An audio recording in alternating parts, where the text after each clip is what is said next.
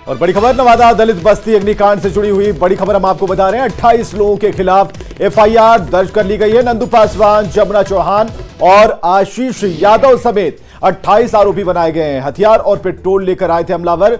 जाति सूचक शब्दों का इस्तेमाल कर रहे थे। अपराधियों ने कई राउंड फायरिंग भी की थी और 35 लोगों का घर समेत पूरा सामान जला दिया था। 15 नामजद की गिरफ्तारी हो चुकी है। 3 देसी कट्टा, 1 खोखा और 6 बाइक जब्त की गई है। वहीं नवादा अग्निकांड में एक्शन भी अब शुरू हो चुका है। मुख्य आरोपी नंदू पासवान की गिरफ्तारी की जा चुकी है। रिटायर्ड पुलिसकर्मी है नंदू पासवान। 2014 में ही नंदू पासवान रिटायर हुआ था। आरोपी का बेटा वार्ड पार्षद है, बहू आंगनबाड़ी सेविका है। 4 डिसमिल जमीन पर आरोपी दावा कर रहा है और इसी 4 डिसमिल जमीन को लेकर विवाद की बात सामने आ रही है। मुख्यमंत्री नीतीश कुमार ने लॉ एंड ऑर्डर की समीक्षा की। नवादा की घटना के बाद उन्होंने समीक्षा की है। स्थिति पर निगरानी रखने के निर्देश दिए हैं। ADG law and order Nawada रवाना हो गए हैं और दोषियों को नहीं छोड़ने का सीएम ने आदेश दिया है। सीएम ने कहा है कि बिहार में कानून व्यवस्था को हाथ में लेने नहीं दिया जाएगा। नवादा में दलित बस्ती में अगलगी की घटना के बाद अब जिंदगी को सामान्य बनाने की कोशिशें शुरू की गई हैं। प्रशासनिक स्तर पर लोगों को राहत पहुंचाने का काम शुरू कर दिया गया है। आज सुबह लोगों को नाश्ते का वितरण किया गया और नाश्ता आते ही लोग टूट पड़े। गांव वालों का एक एक खाने का जो सामान था आग में पूरी तरह से उनका राशन जल गया। प्रशासन ने पीड़ितों के लिए खाने का इंतजाम किया है। वहीं बड़ी खबर पटना से आ रही है। बिहार के तेज तर्रार आईपीएस शिवदीप लांढे ने इस्तीफा दे दिया है। सुपर कॉप शिवदीप लांढे ने इस्तीफा दिया है। आईपीएस ने नौकरी से इस्तीफा दे दिया। सोशल मीडिया पर उन्होंने खुद पोस्ट के जरिए इसकी जानकारी दी। बिहार में रहकर काम करने की हालांकि उन्होंने बात कही है।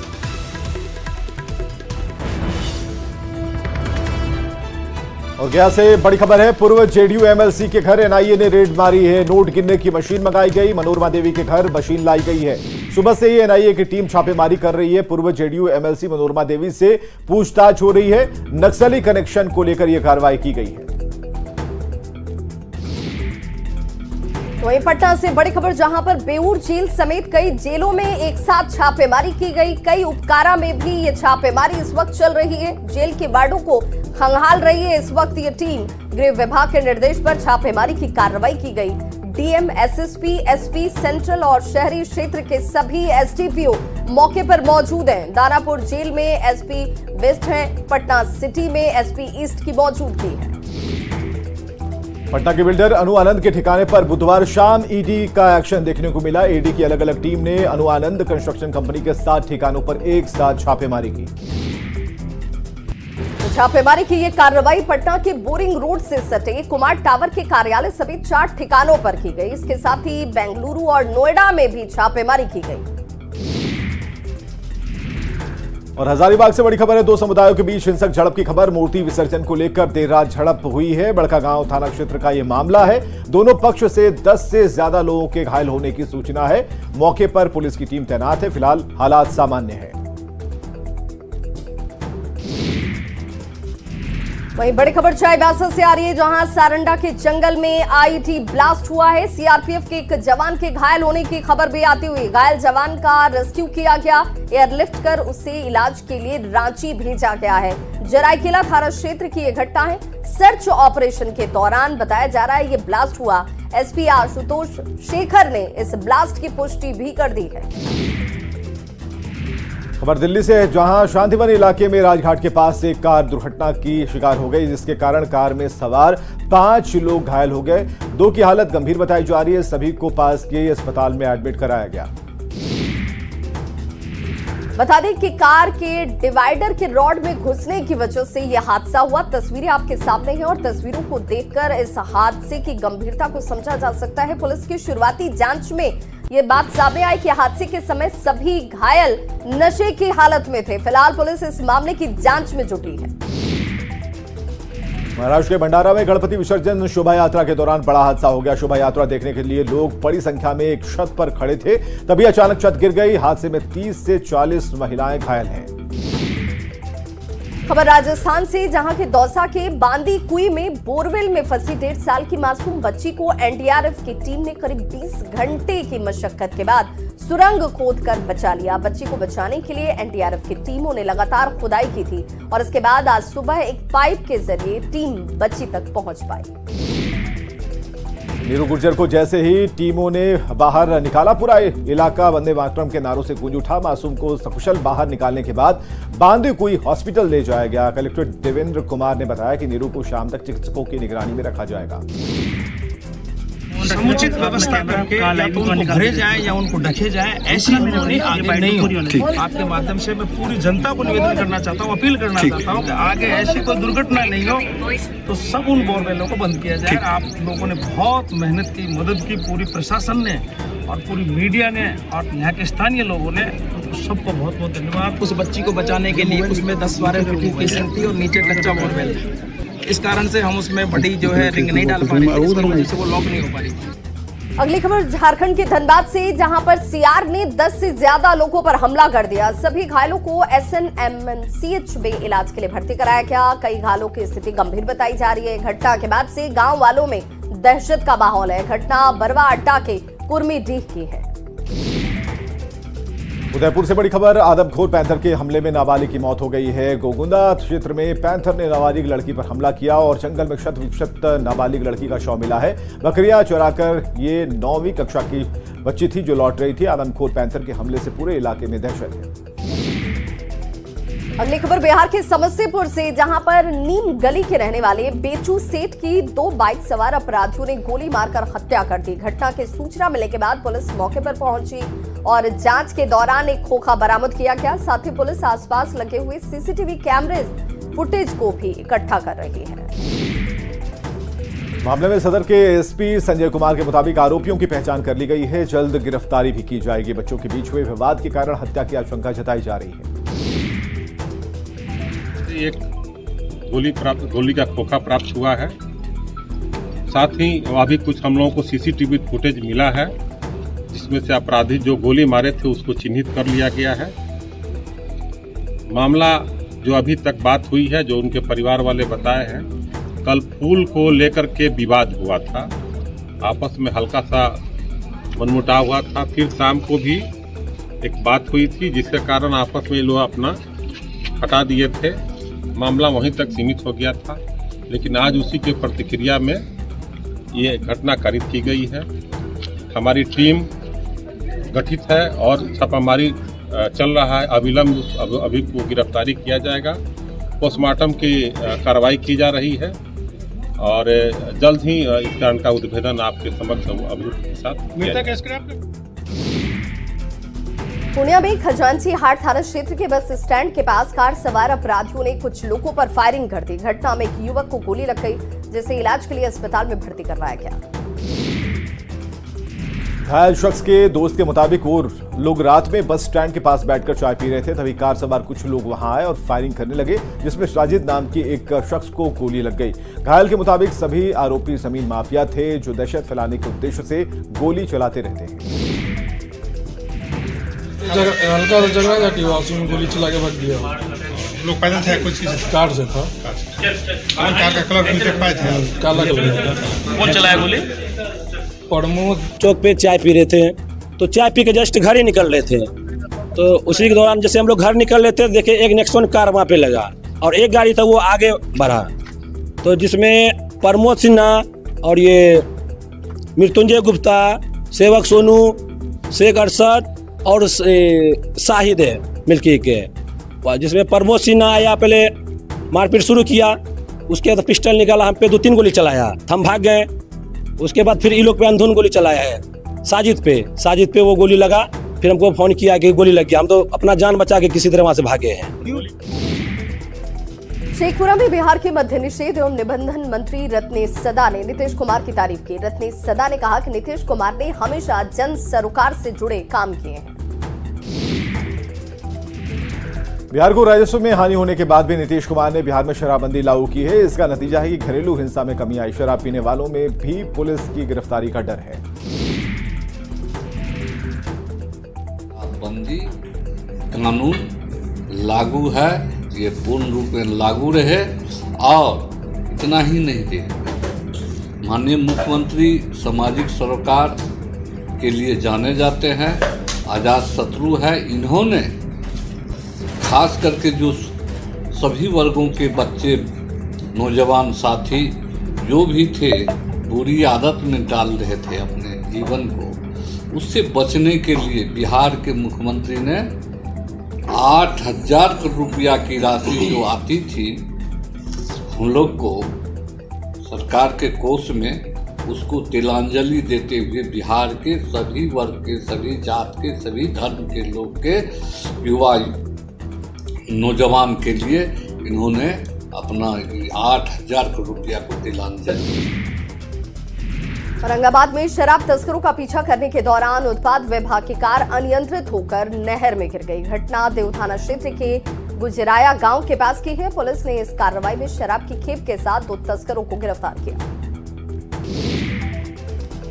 उत्पाद विभाग की टीम बाइक सवार शराब के 2 तस्करों का पीछा कर रही थी, तभी तस्करों की बाइक नहर में जाकर पलट गई और जल्दबाजी में कार भी अनियंत्रित हो गई। हालांकि हादसे में किसी को कोई हानि नहीं हुई।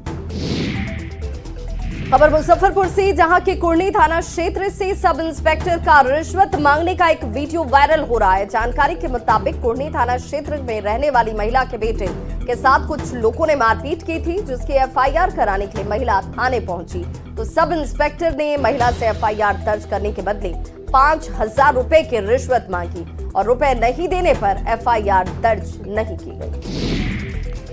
हालांकि वरीय अधिकारियों के आदेश के बाद एफआईआर तो दर्ज हो गई, लेकिन पैसे नहीं मिलने से नाराज पुलिस अधिकारियों ने पूरे मामले में अभी तक कोई कार्रवाई नहीं की है। अधिकारियों ने जल्द ही मामले की जांच कर कार्रवाई करने की बात कही। रन्नी थाना पर गए हैं, अंजलि मैडम बोला है कि बड़ा बाबू कहे हैं कि 5,000 रुपया लाइए तब हम केस करेंगे। वहाँ पर गए हैं, तब सब पुलिस कन गए हैं, तब 1 महीना बाद केस के उठाना पर करना चाहते हैं, पैसा नहीं दिए हैं। तब मामला संज्ञान में आई है, जांच कराई जा रही है। दोषी पाए जाने पर विधिसम्मत कार्रवाई की जाएगी।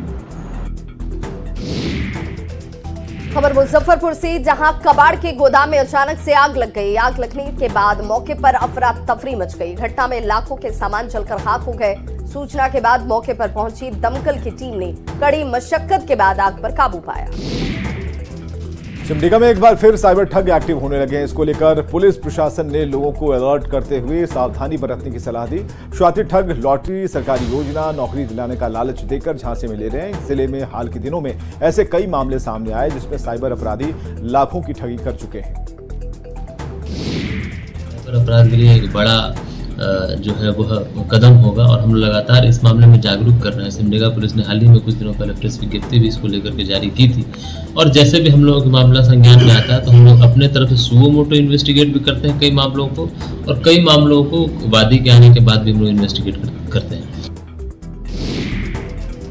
खबर पटना से, जहां पुनपुन नदी के पास राष्ट्रीय पितृपक्ष मेले में श्रद्धालुओं के प्रति लापरवाही देखने को मिली। मेले में श्रद्धालुओं के ठहरने की व्यवस्था नहीं थी और यही वजह है कि नेपाल से आए लोग रोड पर बिना टेंट के ही सोने को मजबूर दिखे।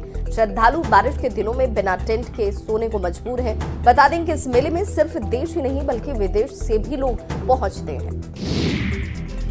मुंगेर से खबर, जहां की पगडंडी का सहारा लेकर छात्र स्कूल पहुंच रहे हैं। छात्रों के स्कूल पहुंचने के लिए कोई रास्ता नहीं है और इसके कारण लगभग 200 मीटर खेत की पगडंडी पर चलकर बच्चे स्कूल जाते हैं। इतना ही नहीं, 77 बच्चों के स्कूल में पढ़ाई के लिए सिर्फ एक ही कमरा है।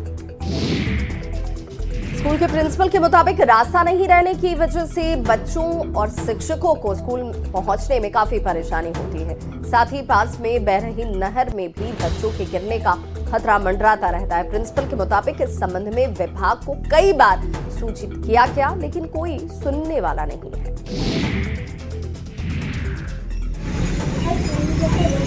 बहुत परेशानी होती है। बारिश का समय स्नो बिछ होता है, धान के खेत से घुस के आना होता है।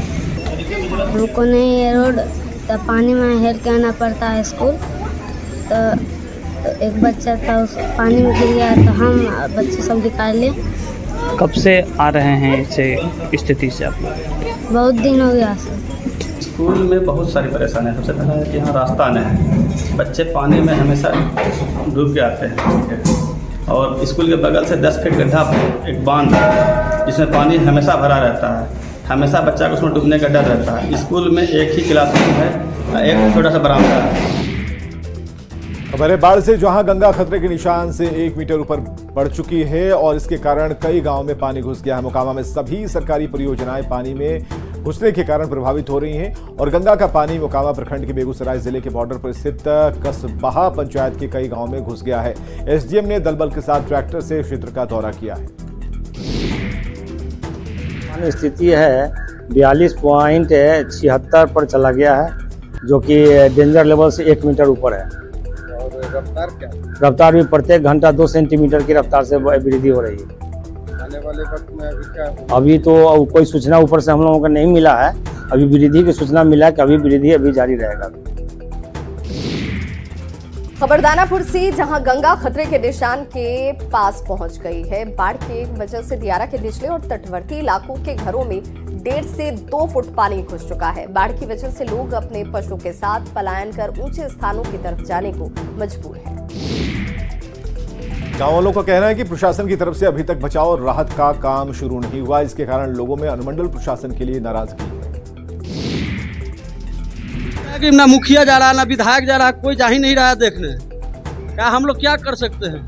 नाव लेके जा रहे हैं, अपना घूम फिर के आ रहे हैं, अपना देख रहे हैं परिवार के, इधर से खाना उना लेकर जा रहे हैं, दे रहे हैं। क्या हाल है दियारा वासी के? तो पूरा बुरी हाल है। जहाँ देखिए जहाँ बाढ़े है, केनू जाने का रास्ते नहीं है कि जाएगा शुक्ला से केनू से खाना लेकर आएगा अपना। भूखे सब, कोई व्यवस्था नहीं है। सब जानवर भी ऐसी मर रहा है, आदमी ऐसी मर रहा है, सब क्या करेगा आदमी, कहाँ जाएगा?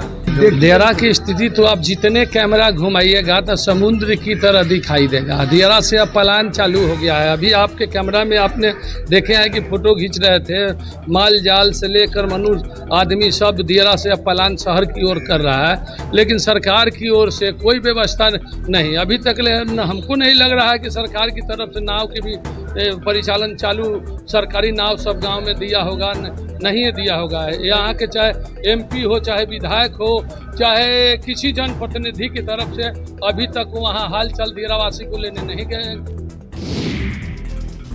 सरयू में उफान के बाद बाढ़ का पानी कई इलाकों में तेजी से प्रवेश कर रहा है। लोकनायक जयप्रकाश नारायण का जन्मस्थान सिताब दियारा भी बाढ़ की चपेट में आ गया है। जेपी ट्रस्ट भवन में बाढ़ का पानी प्रवेश कर गया है।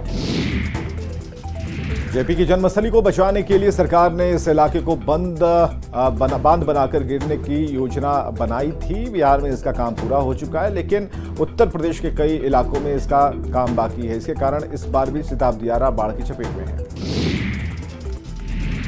कर रहा है, लेकिन राजस्व विभाग द्वारा बहुत शिथिलता अपनाया जा रहा है। यूपी के राजस्व विभाग यहाँ के अधिग्रहण की प्रक्रिया डीएम साहिबा द्वारा चलाया गया, लेकिन फिर डीएम साहिबा की बदली हो गया, वो फिर बस्ता में रख दिया गया। बेगूसराय में गंगा का जलस्तर बढ़ने से लोगों के बीच अब परेशानी बढ़ गई है। गंगा नदी खतरे के निशान से ऊपर पहुंच गई है। निचले इलाकों में बसे लोग घर बार छोड़कर ऊपरी इलाकों में जाने के लिए विवश है। लोगों के घरों में गंगा का पानी घुस गया है, साथ ही स्कूल में भी पानी भर गया है। इसके कारण स्कूलों को बंद कर दिया गया है। बच्चों की पढ़ाई पर इसका असर पड़ रहा है।